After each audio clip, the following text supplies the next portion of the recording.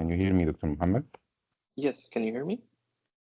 Yes, I can hear you. Dr. Mohamed Maher is a PGY4 anatomic clinical pathology resident at Department of Pathology and Lab Medicine in East Carolina University in USA. His case is entitled Diagnostic Dilemma in Pancreatic Neoplasm, and it is under the supervision of Dr. Shijun Chen, a clinical assistant professor of Department of Pathology at East Carolina University. Yeah, that's great. You may go on. That's great.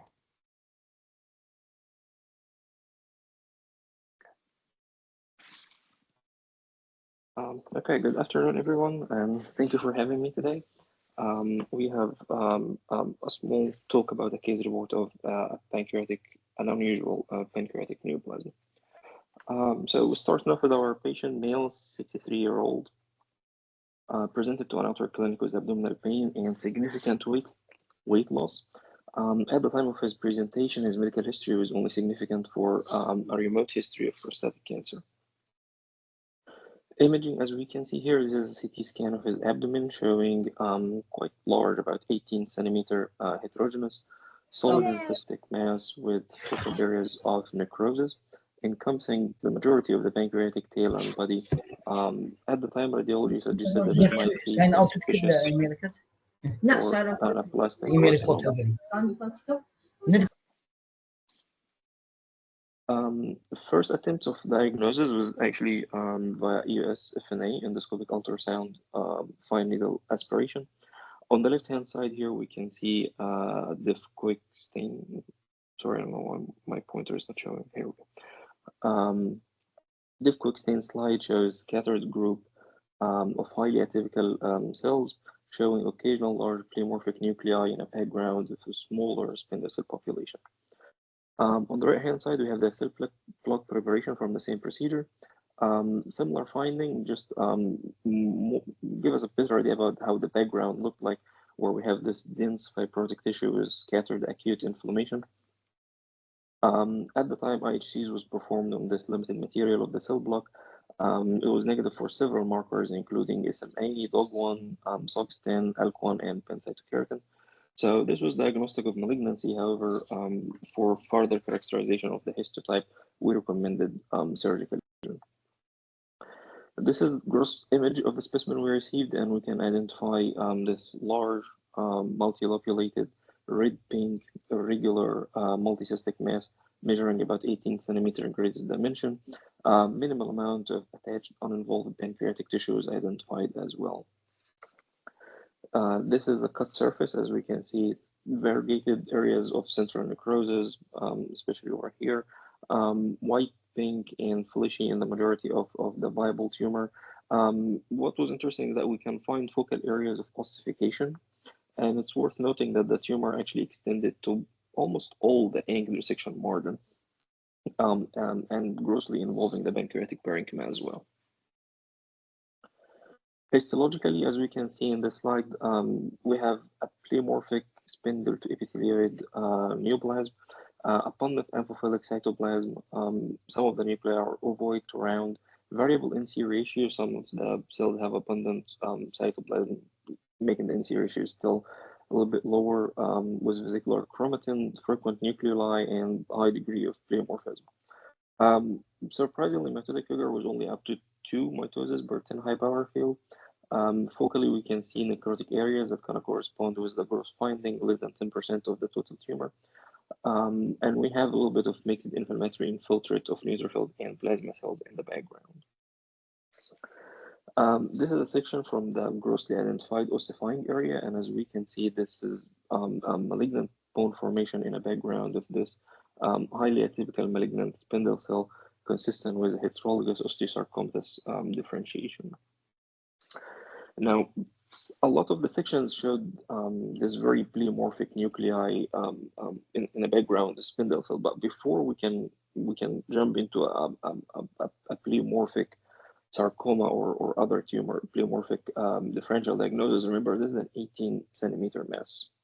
It has a lot of pleomorphism, but before we can go into that path for differential diagnosis, remember that proper and extensive sample is always key with these tumors. So this actually was one of the diagnostic sections that we that we could identify can lead to kind of a breakthrough for the diagnosis. Here we can have the tumors showing nests and clusters of mature adipose tissue with fibrous septations. Within these fibrous septations, we can identify occasional hyperchromatic pleomorphic, like we can see here in the insert, pleomorphic hyperchromatic neoplastic cells suggestive of well-differentiated to dedifferentiated liposarcoma. This was actually sent out for MDM2 and it came back diffusely positive. So the final diagnosis was consistent with dedifferentiated liposarcoma with heterologous osteosarcomatous differentiation. So a little bit about the entity and pancreatic tumors in general. Most pancreatic tumors, as we know, are going to be epithelial organ. Adenocarcinoma is the most common type, about 85% of the cases. Only 1% of pancreatic tumors actually can arise from, excuse me, can arise from zinc cells. That adds up to an incidence of about 2.5 or 5 cases per 10 million. So you can appreciate how rare these are. Commonly reported benign or borderline mesenchymal tumor are going to include schwannoma, SFTs, IMTs. On the malignant side, we will have leiomyosarcoma and undifferentiated sarcomas or UPS. Radiology can actually be misleading in both identifying or suggesting, they can really identify, but suggesting the histotype and even the origin of the tumor, especially if the tumor is very large or it has cystic degeneration or central areas of necrosis. All of that can kind of complicate the job for the radiologist. So always remember that histology is key. When we talk about primary pancreatic liposarcoma, it is extremely rare. Only 11 cases we can find reported in the English literature since 1979. 8 of these cases located in the pancreatic tail, consistent with our case, averaging about 12.6 centimeter in size. So most of them are quite large at the time of diagnosis. Only one case actually was myxoid type of liposarcoma and it had a recurrence in about 1 year. Well differentiated and dedifferentiated liposarcoma account for most cases of liposarcomas.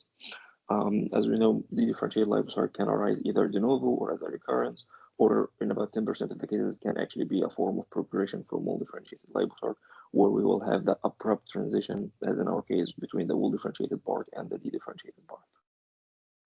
Dedifferentiated has, of course, a higher risk of metastasis and local recurrence when we compare them to well-differentiated liposarcoma, which can actually be called in specific locations of the body atypical lipomatous tumor and have relatively better prognosis. MDM2 and CDK4 amplification, these are strong markers for both well-differentiated and dedifferentiated liposarcs. However, additional genetic abnormalities are being identified, including co-amplification of 6q23 and 1p32. These can be found especially in the dedifferentiated cases.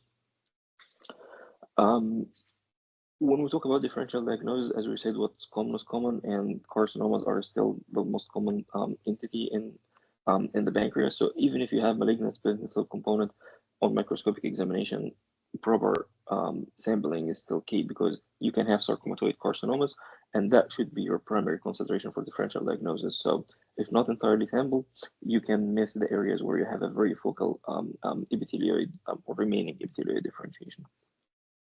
Other malignant mesenchymal tumors would include leiomyosarc and UPS, which is leiomyosarc you really need to prove that there is at least an evidence of myogenic differentiation or smooth muscle differentiation. However, UPS, on the other hand, is basically a diagnosis of exclusion. So that's why, again, you need to sample your tumor, do as many IHC as you can to rule out any possible differentiation for either dedifferentiated liposarc or leiomyosarc before you can jump to a UPS diagnosis. Our patient, as we said, he had a lot of positive margins at the time of the excision. So unfortunately, but not surprising, that he came back with a recurrent in a couple months in his CT, about 3.5 centimeter recurrent mass, and he's currently being considered for additional treatment.